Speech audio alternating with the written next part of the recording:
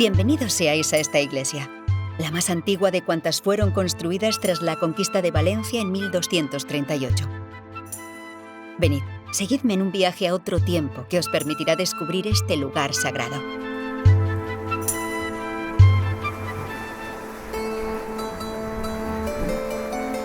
Valencia está a punto de ser tomada por las tropas del rey Jaime I.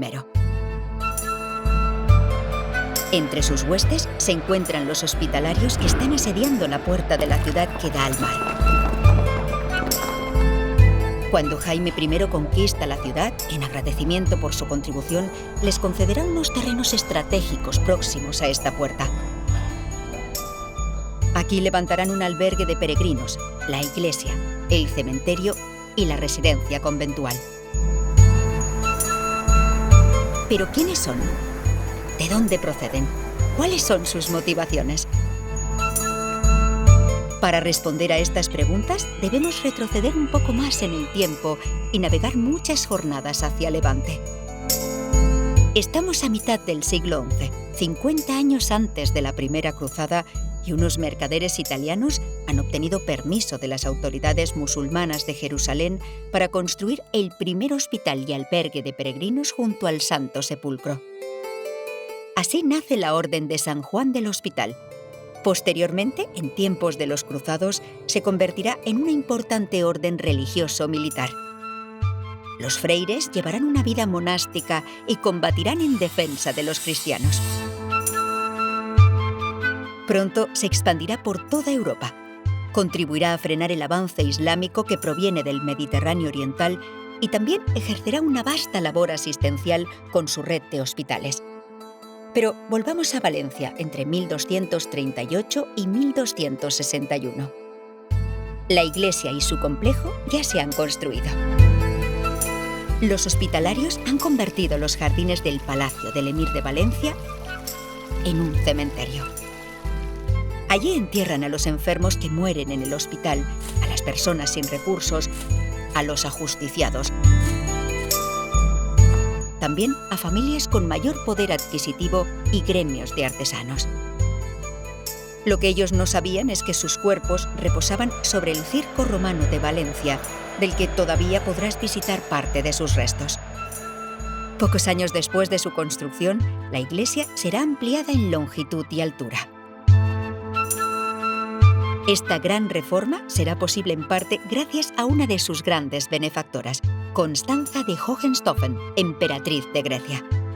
La emperatriz, a la muerte de su esposo, perderá el trono y, huyendo de las intrigas de palacio, será acogida en Valencia por Jaime I.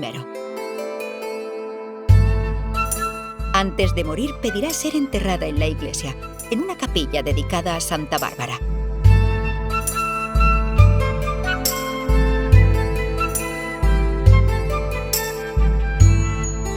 Ha sido ella quien ha traído desde Oriente Medio la devoción a esta mártir. Su capilla facilitará que esta devoción se extienda por la corona de Aragón y más tarde llegue hasta América. La veneran como patrona los pirotécnicos, los mineros y los artilleros. Ha pasado mucho tiempo desde que la orden hospitalaria fundara esta iglesia. La iglesia de hoy es una suma de las distintas etapas constructivas por las que ha pasado. Es un excelente ejemplo del gótico mediterráneo. Además, conserva elementos de época romana y califal, así como del románico, renacimiento y barroco. El cementerio, el único medieval que conserva la ciudad de Valencia, también ha evolucionado. En el siglo XIV era más grande, estaba rodeado de arcosolios y la capilla funeraria estaba en el centro. Hoy en día el conjunto histórico de San Juan del Hospital está declarado museo. La fundación que lo gestiona se encarga de darlo a conocer y de protegerlo para legarlo a las futuras generaciones. La iglesia sigue cumpliendo la misma función para la que se construyó.